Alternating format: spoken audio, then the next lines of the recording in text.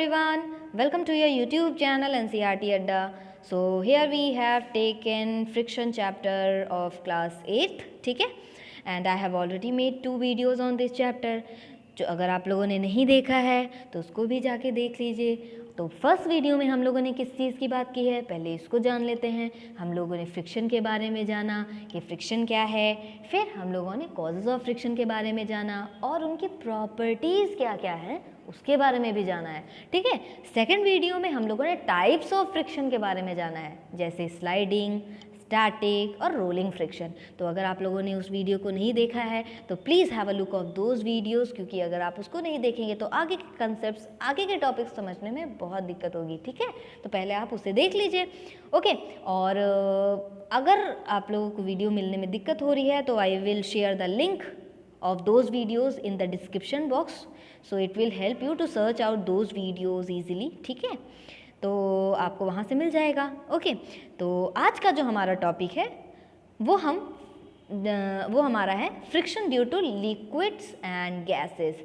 जो लिक्विड्स और गैसेस में जो फ्रिक्शन प्रोड्यूस होता है ना, इनकी वजह से कैसे फ्रिक्शन प्रोड्यूस हो रहा है, या जो भी लिक्विड और गैसेस की वजह से फ्रिक्शंस कॉज हो रहे हैं ना, उसके बारे में भी हम लोग इस चैप्टर में, वीडियो में, इस वीडियो में हमें इसी के बारे में जाना है कि friction due to liquid and gases, जो फ्रिक्शन कॉज हो रहा है लिक्विड और गैसेस से, उसके बारे में हमें बेसिकली जानना है।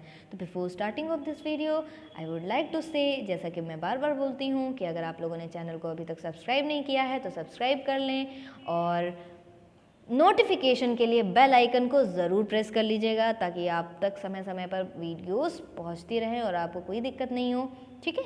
So let us start with today's topic, okay. चलिए पहले आप ये जानिए, क्योंकि सॉलिड, लिक्विड और गैस के बारे में, ठीक है, आपने तो ये पढ़ा होगा ना कि जो सॉलिड होते हैं उनके जो मॉलिक्यूल्स होते हैं या उनके जो पार्टिकल्स होते हैं बहुत पास होते हैं ना, बहुत पास होते हैं, बहुत कॉम्पैक्टली पैक्ड होते हैं। लिक्विड में क्या होता है कि थोड़े दूर होते हैं, ठीक है, थोड़े दूर होते हैं अगर हम सॉलिड से कंपेयर करें, और जो गैस के पार्टिकल्स होते हैं वो बहुत दूर होते हैं, बहुत दूर होते हैं ना। तो ये हम लोगों ने पढ़ा है। तो बेसिकली इनमें तो कोई फ्लूइड की आता ही नहीं है कि हाँ ये फ्लूइड की कैटेगरी में आ सकते हैं, ठीक है। बट सॉलिड, लिक्विड और गैस जो हैं वो मतलब फ्लूइड्स होते हैं, मतलब फ्लूइडिटी इनमें होती है, ये इस कैटेगरी में आते हैं। क्यों? क्योंकि ये ऑब्जेक्ट ऐसे हैं, मतलब ऐसे ये स्टेट्स ऑफ मैटर हैं जो आसानी से फ्लो कर सकते हैं। वी ऑल नो कि गैसेस हमारे आसपास हैं, वो फ्लो कर रही हैं, मतलब कि आसपास हैं, चारों तरफ हैं, ठीक। लिक्विड भी हैं, वो भी कुछ हद तक आप फ्लूइड करता है ना, हम किसी भी कंटेनर में डाल देते हैं उसका शेप ले लेता है, लेकिन सॉलिड के साथ ऐसा बिल्कुल भी नहीं होता।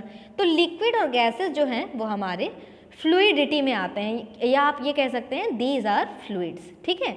तो जो फ्लूइड्स होते हैं ना, they also exerts force of friction. जो हमारे फ्लूइड्स होते हैं जैसे लिक्विड्स और गैसेस, ये भी फोर्स ऑफ फ्रिक्शन एक्सर्ट करते हैं किसी भी ऑब्जेक्ट में जो कि मोशन में हो या उस मोशन में हो। जैसे अगर हम चिड़ियों की बात करें, वो भी फोर्स ऑफ फ्रिक्शन एक्सर्ट कर रही हैं, ठीक है। अगर हम बात करते हैं उनकी, अगर हम लिक्विड्स में किसी भी मटेरियल को डाल देते हैं, या मान लीजिए कोई इंसान तैर रहा है, स्विम कर रहा है, तो उसमें भी फोर्स ऑफ फ्रिक्शन वहाँ पर भी एक्सर्ट होगा, ठीक है। वहाँ पर भी अपोजिंग मोशन देखने को हमें मिलेगा, ठीक है, अपोजिंग फोर्स देखने को हमें वहाँ पर भी मिलेगा, ठीक है।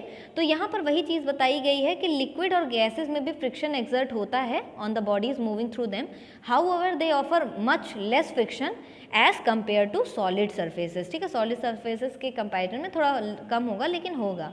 अब यहाँ पर क्या दिया है, फ्रिक्शन ड्यू टू वाटर, पहले इसके बारे में हम लोग पढ़ेंगे, फिर फ्रिक्शन ड्यू टू एयर, इसके बारे में भी पढ़ेंगे। तो पहले वाटर के बारे में पढ़ लेते हैं कि जब भी कोई ऑब्जेक्ट मूव कर रहा है वाटर में, ठीक है, या वाटर के थ्रू मूव कर रहा है, तो वहाँ पर फोर्स ऑफ फ्रिक्शन एक्सर्ट, या आप कह सकते हैं कि एक्सपीरियंस किया जाएगा उस इंसान के थ्रू। अब जैसे, अब पहली बात आप ये जान लीजिए ना कि अभी हम एक नाम लेंगे, that is called as fluid drag. तो फ्लूइड ड्रैग क्या है, जो ये फोर्स ऑफ फ्रिक्शन एक्सर्ट हो रहा है ना फ्लूइड्स में, लिक्विड में और गैसेस में, ठीक है, लिक्विड्स और गैस में जो ये फोर्स ऑफ फ्रिक्शन एक्सर्ट हो रहा है, उसे एक अलग नाम से हम लोग जानते हैं, that is called as fluid drag, fluid drag, ठीक है, इसके नाम से जानते हैं। तो ये है। तो बेसिकली क्या है कि ये एक एक्टिविटी है, बहुत अच्छी एक्टिविटी है कि एक प्लास्टिसिन है। प्लास्टिसिन क्या होता है? एक सॉफ्ट सा मॉडलिंग मटेरियल होता है जो कि बच्चे यूज़ करते हैं, ठीक है। ये ऑब्जेक्ट बहुत ही सॉफ्ट ऑब्जेक्ट होता है, ठीक है। तो ये ऑब्जेक्ट लिया गया है और ये खाली जार लिया गया है और इसमें पानी भर दिया गया है और अभी इस बॉल को डाला जा रहा है, एक ही टाइम पे डाला जाएगा, ठीक है। मान लीजिए इस समय आपने डाला और इस समय दोनों में डाला, तो आप देखेंगे कि ये फट से नीचे चला जाएगा, लेकिन ये थोड़ा सा इसमें कुछ अंतर आपको देखने को मिलेगा कि थोड़ा धीरे धीरे जाएगा। क्यों? क्योंकि लिक्विड एक्सर्ट फ्रिक्शन, और वो आप देखें friction due to water is more than the friction due to air. Air के कंपैरिजन में यहाँ पर वाटर में आपको फ्रिक्शन एक्सपीरियंस मतलब थोड़ा ज़्यादा एक्सर्ट होगा, फोर्स ऑफ फ्रिक्शन यहाँ ज़्यादा एक्सर्ट होगा, ठीक है। अपोज होगा, अपोजिंग मोशन, अगर कोई भी चीज़ मूविंग बॉडी में है या मूविंग ऑब्जेक्ट में है तो वहाँ पर फोर्स आप ये कह सकते हैं ना, फ्रिक्शनल फोर्स एक्सर्ट होगा ही होगा अगर कोई भी चीज़ मूविंग ऑब्जेक्ट है। अगर आप अपना हाथ हिला रहे हैं, अगर आप तो ऑब्वियस सी बात है कि ऐसे ही हमेशा तो नहीं हिलता रहेगा ना आपका हाथ, जब आप फोर्स लगा करके अपने हाथ को इधर उधर ले करके जाएंगे तभी वो जाएगा, ठीक है। तो वहाँ पर भी आप फ्रिक्शन को ओवरकम करके, ठीक है, क्योंकि फोर्स लगाते हैं, फ्रिक्शनल फोर्स को आप ओवरकम के तब वो एक्टिविटी कर पा रहे हैं ना। तो वही चीज़ है कि क्योंकि जो फ्रिक्शनल फोर्स होती है, अब यहाँ पर एक चीज़ दिखाई गई कि लिक्विड्स ऑल्सो एक्सर्ट फ्रिक्शन, यहाँ पर इससे आप कंक्लूड कर सकते हैं ना, and friction due to air is much smaller than friction due to liquid के एयर के कंपैरिजन में जो लिक्विड में फोर्स ऑफ फ्रिक्शन एक्सर्ट होगा वो ज़्यादा होगा। अगर आप इसे उल्टा कह दें तो फ्रिक्शन जो कॉज होगा एयर में वो कम रहेगा in comparison to friction due to liquid. अब यहाँ पर हम लोग एक चीज़ जानने वाले हैं, उसके पहले 2-4 चीज़ आप अपने माइंड में ज़रा इसको रख लीजिए जो कि मैं बताने वाली हूँ कि फ्रिक्शनल फोर्स जो होते हैं, किसी भी ऑब्जेक्ट का जो फ्रिक्शनल फोर्स होता है वो किस पे डिपेंड करता है, ठीक है। कोई भी ऑब्जेक्ट है तो उस पे जो फ्रिक्शनल फोर्स लग रहा है वो किस पे डिपेंड करेगा।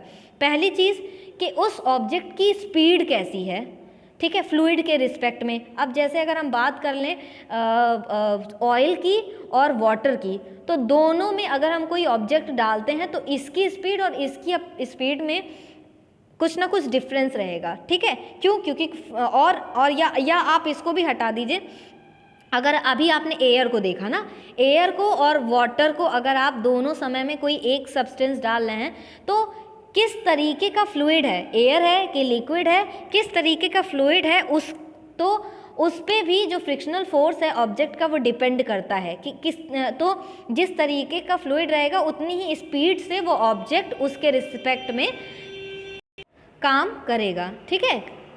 तो जैसे कि जिस तरीके का the speed of the object with respect to the fluid, जितना ज़्यादा स्पीड रहेगी ऑब्जेक्ट की उतना ही ज़्यादा फ्रिक्शन भी रहेगा, जितनी ज़्यादा तेज रहेगा स्पीड उस ऑब्जेक्ट का उतनी ही तेज फ्रिक्शन लगेगा, ठीक है। अभी मैं बताती हूँ, जैसे ये स्विमर है, ठीक है, ये स्विमर है, स्विम करने की कोशिश कर रहा है ना ये, ठीक है। तो स्विम करने की जितनी फास्ट ये मतलब स्विम करेगा, जितनी फास्ट ये स्विम करने की कोशिश करेगा उतनी ही तेज़ी से फ्रिक्शन जो है वो इसके ऊपर लगेगा, ठीक है। दूसरी चीज़ कि शेप कैसा है किसी भी ऑब्जेक्ट का। अभी आप ये एक अजीब सा नाम सुन रहे होंगे, that is streamed line shape. कभी भी हम देखते हैं कि अगर कोई भी चीज़ वाटर में है तो उसका शेप कुछ इस तरीके से रहता है, बीच में एकदम ब्रॉडर और किनारे किनारे एकदम कोन शेप्ड रहता है, जिसे हम लोग स्ट्रीम्ड लाइन्ड बोलते हैं ना। तो कभी भी देखिए बोट का शेप ऐसे ही बनाते हैं, फिशेस का भी शेप ऐसे ही होता है, बर्ड्स का भी शेप ऐसे ही होता है ना, कि वो मतलब यहाँ से थोड़ा सा क्या रहेगा आपका कोन शेप्ड का रहेगा, ठीक है, थोड़ा नैरो रहेगा, थोड़ा सा पतला रहेगा, बीच में खूब मोटा सा रहेगा ना। तो ये देख रहे हैं, तो जो शेप रहता है ऑब्जेक्ट का उस पर भी किसी भी ऑब्जेक्ट का जो फ्रिक्शनल फोर्स है वो उस पर भी डिपेंड करता है कि कैसा शेप है, ठीक है। तो अगर मान लीजिए, क्योंकि अगर मान लीजिए वी ऑल नो कि जितना बड़ा सरफेस एरिया रहेगा, मान लीजिए सरफेस एरिया जितना ही ज़्यादा रहेगा उतना ही ज़्यादा फ्रिक्शनल फोर्स लगता है। क्यों? क्योंकि इंटरलॉकिंग बहुत अच्छी हो जाती है ना। मान लीजिए कोई ऑब्जेक्ट है, इतना बड़ा सरफेस है और इतना ही बड़ा ऑब्जेक्ट है, तो अच्छे से इंटरलॉक कर लेगा ना, अच्छे से इंटरलॉक कर लेगा, तो सरफेस एरिया का कांटेक्ट बहुत अच्छे से बन जाएगा ना, बहुत अच्छे से बन जाएगा, तो इंटरलॉकिंग बहुत अच्छे से हो जाएगी। तो जितना ज़्यादा सरफेस एरिया होगा उतना ही ज़्यादा फ्रिक्शन होगा। हम लोगों ने अभी अपने पिछले वीडियो में देखा है इसे, ठीक है। तो इसी तरीके से अगर ये अलग सा शेप क्यों दिया जाता है, अलग सा शेप इसीलिए दिया जाता है ताकि जो सरफेस एरिया ऑफ कांटेक्ट है, क्योंकि ये जो सरफेस एरिया है ये स्ट्रीम्ड लाइन शेप क्या करता है ना, ये सरफेस एरिया ऑफ कांटेक्ट कम कर देता है ताकि जो फ्रिक्शनल फोर्स है, ठीक है, जो फ्रिक्शन है वो भी कम हो जाए, ठीक है। अब आपको समझ में आया कि इस तरीके से क्यों शेप रहता है, क्योंकि ये क्या करेगा, ये शेप क्या करेगा, सरफेस एरिया ऑफ कांटेक्ट कम कर देता है ताकि जो फ्रिक्शन है वो भी कम हो जाए, ठीक है। इसीलिए बोट का या कोई स्विमर है तो इस तरीके का शेप बना करके चलता है, ठीक है, या फिश को आप देख लीजिए तो इसी तरीके के इनके शेप होते हैं, ठीक। जैसे कि यहाँ पर बताया गया है, the friction due to water is important for movement of boats and ships. Have you ever thought of why boats and ships are having special shape? क्यों ऐसा शेप होता है, आपने कभी सोचा है? तो this is done so to offer a minimum amount of friction while moving through water, ताकि मिनिमम अमाउंट में फ्रिक्शन लग सके, ठीक है, अपोजिंग मोशन कम लग सके।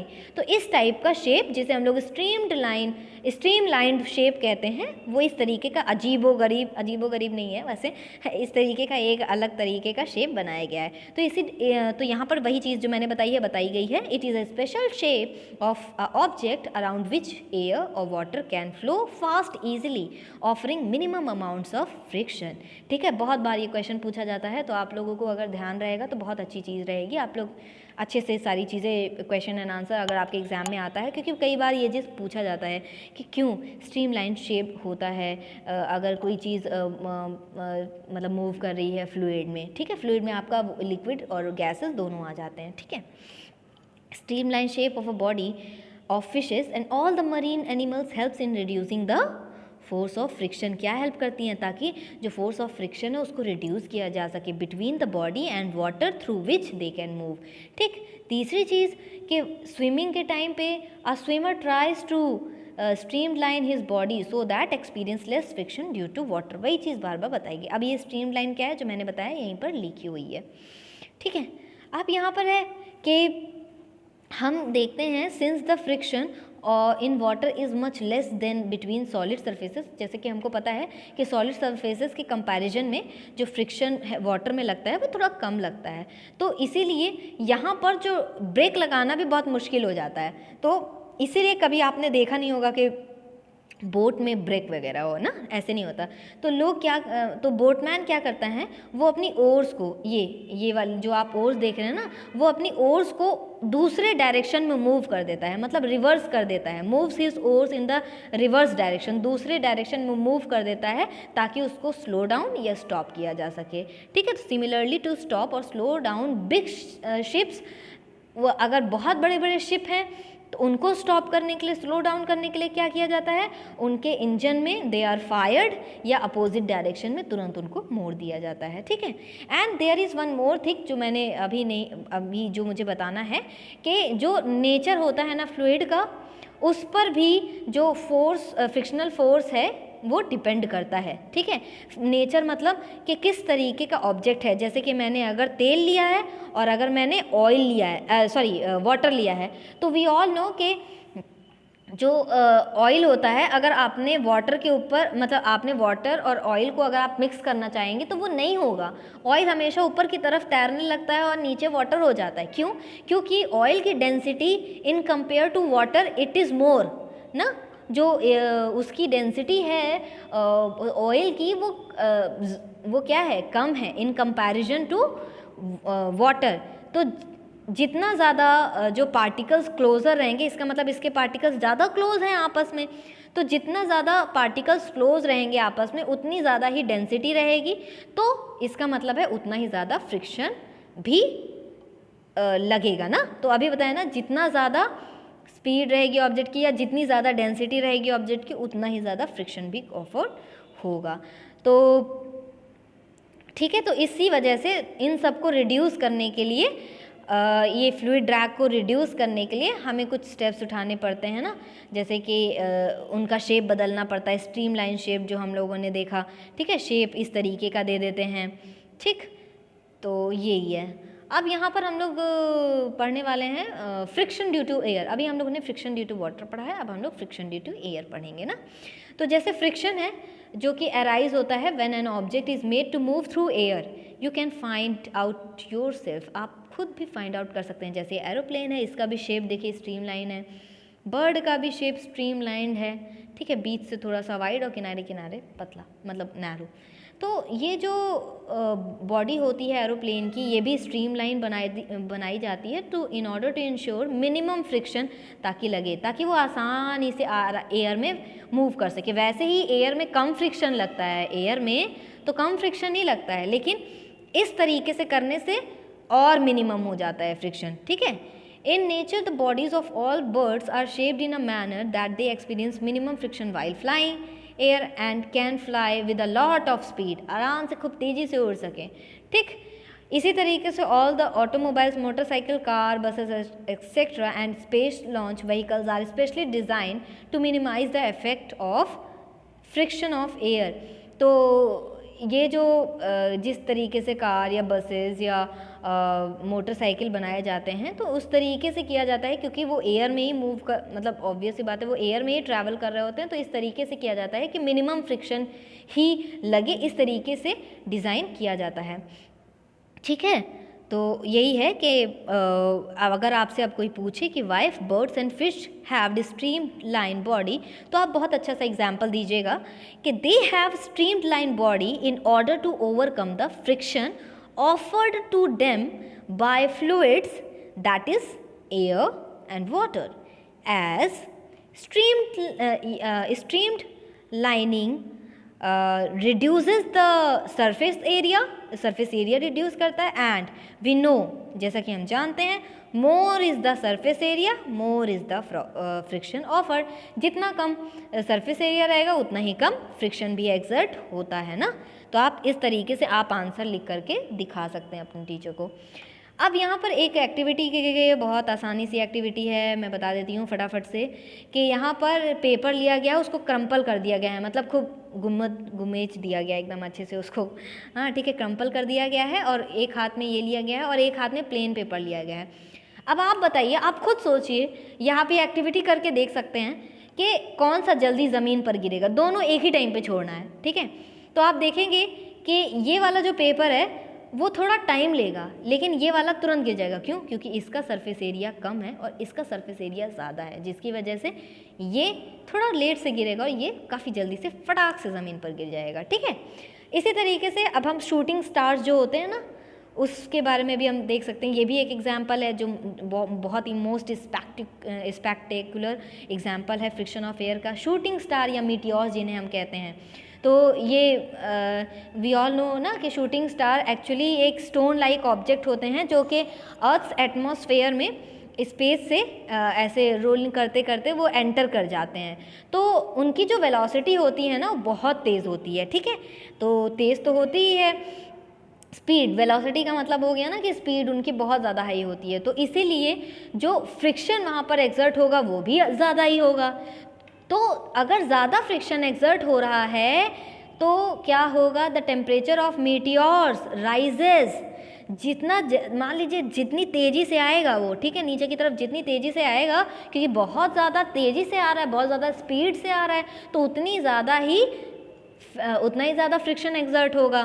तो जिसकी वजह से क्या होता है कि इसका टेम्परेचर राइज कर जाता है, और उसमें क्योंकि temperature rises to such a high degree, इतनी हाई डिग्री पे, इतने हाई टेम्परेचर पे कि वो आग पकड़ लेता है और वो बिगैन टू ग्लो, इस तरीके का, ठीक है। तो अब आपको पता चला कि ये जो मीटियोर्स होते हैं वो हमें ऐसे जलते हुए क्यों दिखते हैं या बर्निंग मीटियोर्स क्यों दिखते हैं, ड्यू टू फ्रिक्शन, ठीक है। क्यों? क्योंकि फ्रिक्शन क्या हो जाता है, क्योंकि जितना ज़्यादा स्पीड रहेगी उतना ज़्यादा फ्रिक्शन एक्सर्ट करेगा ना, तो इसी वजह से this heat generated due to the friction of air, so large that they usually get evaporated before reaching the surfaces। तो जब तक वो सरफेस पर पहुँचते हैं, अर्थ के सरफेस पर पहुँचते हैं, तब तक वो क्या हो जाते हैं, इवेपोरेट हो जाते हैं। और क्यों हीटेड हो गए? ड्यू टू फ्रिक्शन, क्योंकि जैसे ही वो राइज करें, जैसे ही वो ज़मीन मतलब हाई स्पीड में आते हैं, फ्रिक्शन ज़्यादा होता है, टेम्परेचर राइज करता है and they catch fire and begin to glow. Thus the high heat generated due to the friction of air is so large that, मतलब इतना ज़्यादा होता है कि उसमें दे यूजुअली गेट इवेपरेटेड, बहुत आराम से वो इवेपरेट हो जाते हैं जब तक वो अर्थ की सरफेस पे पहुंचते हैं। जो बहुत बड़े मीटियोर्स होते हैं ना, बहुत बड़े, वही केवल अर्थ के सरफेस तक पहुंच पाते हैं, जिन्हें हम लोग मीटियोरॉइड्स बोलते हैं। ये वैसे मैंने यूनिवर्स के चैप्टर में जब मैं पढ़ा रही थी तो मैंने उस में बताया हुआ है, तो अगर आप लोगों ने यूनिवर्स की वीडियो नहीं देखी है तो आप देख सकते हैं, ठीक है। So this was all about friction due to liquid and gases. I hope आपको ये सारी चीज़ें समझ में आई हैं। बस एक बार आपको क्या करना है, आराम से इसे पढ़ लेना है और सारी चीज़ें आपकी जितने भी डाउट्स हैं वो क्लियर हो जाएंगे, ठीक है। तो आराम से आप इसे पढ़ लीजिए। I will see you in the next video. Next video में हम लोग एडवांटेजेस की बारे में बात करेंगे कि क्या क्या एडवांटेजेस हैं फ्रिक्शन के, ठीक है। सो आराम से घर पे रहिए, एकदम मस्ती से रहिए, पढ़ते रहिए और बढ़िया बढ़िया सा पेपर दीजिएगा। And see you in the next video. But video को लाइक करना ना भूलें, सब्सक्राइब करना भी बिल्कुल मत भूलिएगा और फ्रेंड्स के साथ शेयर ज़रूर करना है। Okay, so thank you.